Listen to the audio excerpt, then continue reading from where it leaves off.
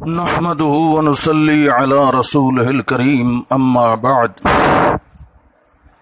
نبی کریم صلی اللہ علیہ وسلم خاتم النبیین رحمت للعالمین نے فرمایا لا تقوم الساعة حتى يتباهى الناس في المساجد۔ ابو داود حدیث نمبر 449 کہ اس وقت تک قیامت قائم نہیں ہوگی جب تک کہ لوگ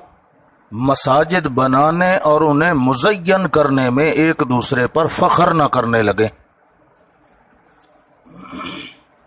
آج رسول اللہ صلی اللہ علیہ وسلم کی یہ پیش گوئی حرف بحرف پوری ہو چکی ہے۔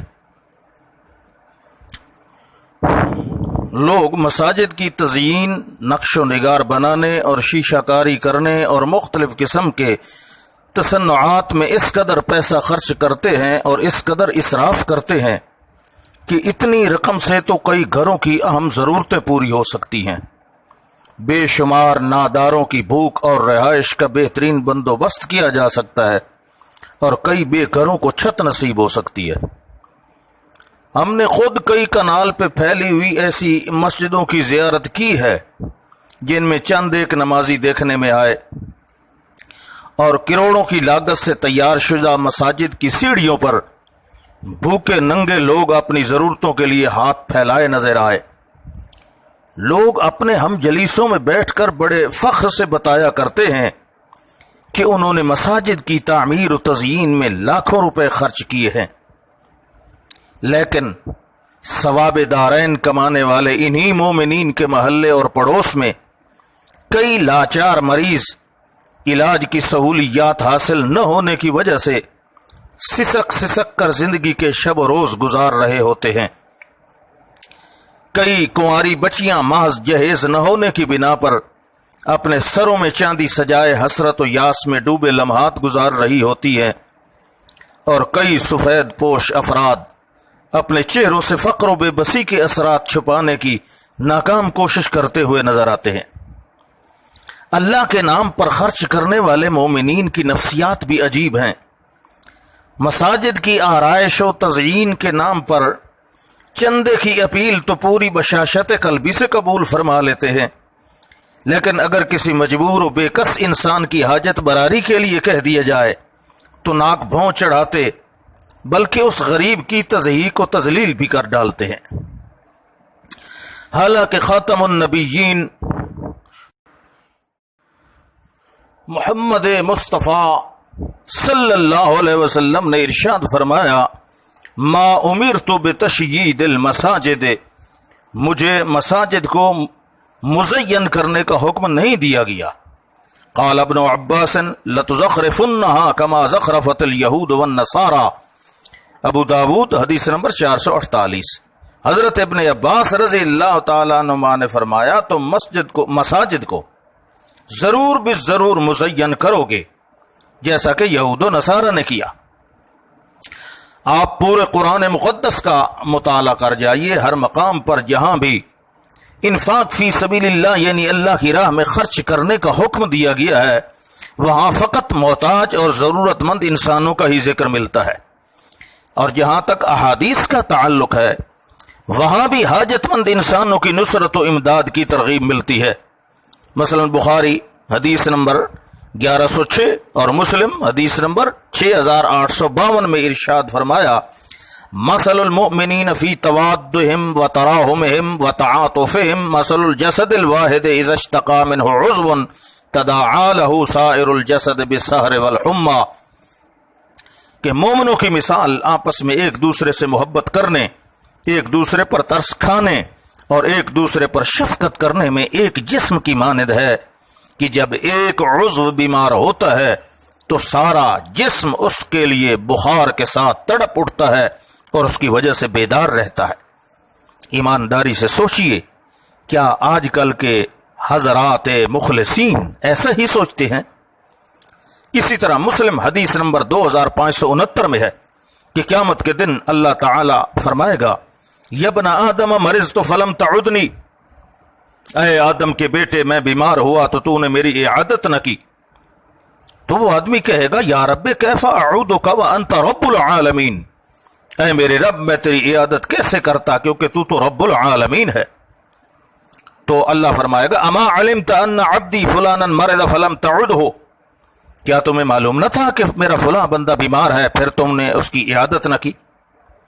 اما علمت انک لو عدتہ لوجدتنی عندہ، کیا تمہیں اس حقیقت کا علم نہیں تھا کہ اگر تو اس کی عیادت کو جاتا تو مجھے بھی وہیں پا لیتا؟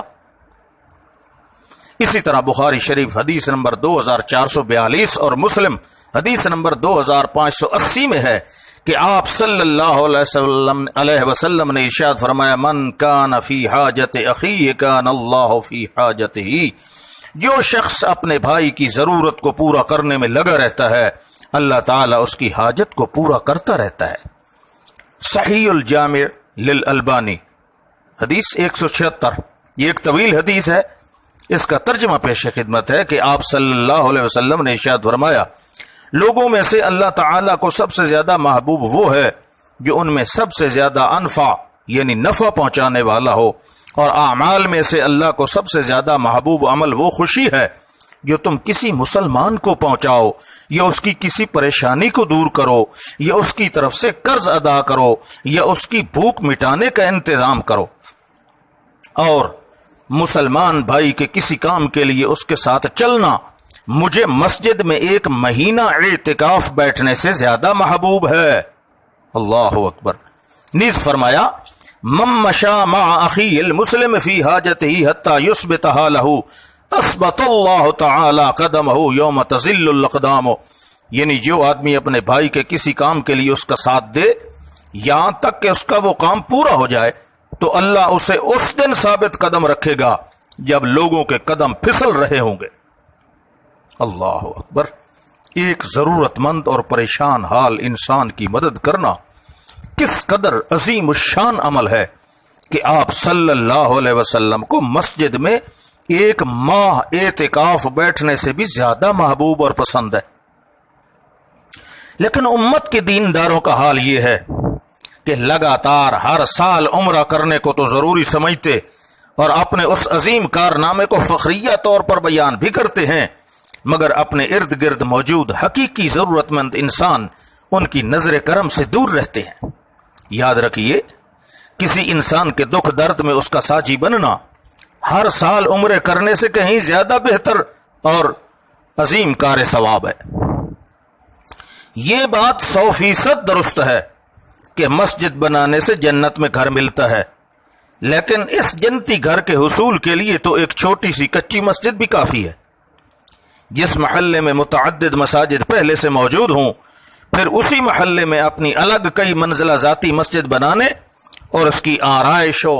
تزئین پر کروڑوں روپے خرچ کرنا اور قرآن مقدس میں انفاق فی سبیل اللہ کی آیات کو اسی کے چندے پر فٹ کر کے لوگوں کو دعائیاں دینا اور مال اکٹھا کرنا کہاں ثابت ہے؟ آپ جتنا پیسہ اینٹ پتھر کی زیبائش پر خرچ کرتے ہیں اس کا 10واں حصہ کسی ضرورت مند انسان کی ستر پوشی پر خرچ کر کے جنت میں گھر بنا سکتے ہیں۔ جب مسجدیں سادہ اور کچی ہوتی تھیں تب بھی مسلمان جنت میں گھر بنا لیا کرتے تھے، کیونکہ اس وقت نمازی حقیقت میں نمازی ہوا کرتے تھے۔ وہ مسجدوں میں جسمانی راحت کی بجائے روحانی سکون پانے کے لیے آتے تھے۔ چونکہ مسجدیں سادہ ہوتی تھیں اس لیے نہ نگاہیں نقش و نگار میں الجھتی تھیں اور نہ نمازیوں کے دل بھٹکتے تھے۔ اب مسجدوں میں سب کچھ مل سکتا ہے سوائے اخلاص اور خشوع و خضوع کے۔ جنت کا حصول تو اب بھی سستا اور آسان ہے، ہم نے خود اسے مشکل بنا لیا ہے۔ کسی بھی خوشی یا غمی کے موقع پر اپنے معاشرے میں موجود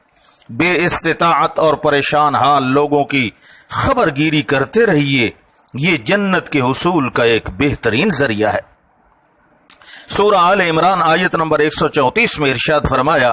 الذین ينفقون فی السراء والضراء والکاظمین الغیظ والعافین عن الناس واللہ یحب المحسنین، یعنی جنت ان لوگوں کے لیے تیار کی گئی ہے جو کشادگی اور تنگی دونوں حالتوں میں خرچ کرتے ہیں اور غصہ کو ضبط کرنے والے اور لوگوں سے درگزر کرنے والے ہیں، اور اللہ احسان کرنے والوں کو دوست رکھتا ہے۔ نیز سورۃ البقرہ آیت نمبر 273 میں ارشاد فرمایا للفقراء الذين احصروا في سبيل الله لا يستطيعون ضربا في الارض يحسبهم الجاهل اغنياء من التعفف تعرفهم بسيماهم لا يسألون الناس الحافا وما تنفقوا من خير فإن الله به عليم. یعنی خاص طور پر مدد کے مستحق وہ تنگ دست لوگ ہیں جو اللہ کے کام میں ایسے گر گئے ہیں کہ اپنے ذاتی کسب معاش کے لیے زمین میں کوئی دوڑ دھوپ نہیں کر سکتے. ان کی خودداری دیکھ کر ناواقف آدمی گمان کرتا ہے کہ یہ خوشحال ہیں. تم ان کے چہروں سے ان کی اندرونی حالت پہچان سکتے ہو، مگر وہ ایسے لوگ نہیں ہیں کہ لوگوں کے پیچھے پڑ کر کچھ مانگیں. ان کی اعانت میں جو کچھ مال تم خرچ کرو گے وہ اللہ سے پوشیدہ نہ رہے گا. تزئین و آرائش پر دولت لٹانے والے بھی عجب ستم ظریف ہیں. ممبر و محراب کی زیبائش پر تو لاکھوں کروڑوں خرچ کر ڈالتے ہیں، مگر اسی ممبر و محراب کو سنبھالنے والا خطیب اور امام مسجد ایسا تلاش کرتے ہیں جو 10,000 سے زیادہ تنخواہ کا مطالبہ کرنے والا نہ ہو، کیونکہ اس طرح ان کے تقوی میں فرق آتا ہے. سبحان تیری قدرت. بہرحال پکے نمازی تو کچی مسجد میں بھی خدا کو پا لیتے ہیں، مگر کچے نمازی جمعہ جیسی عبادت کے لیے بھی ایئر کنڈیشن والی مسجد تلاش کر رہے ہوتے ہیں. اللہ ہم سب پر اپنا رحم فرمائے.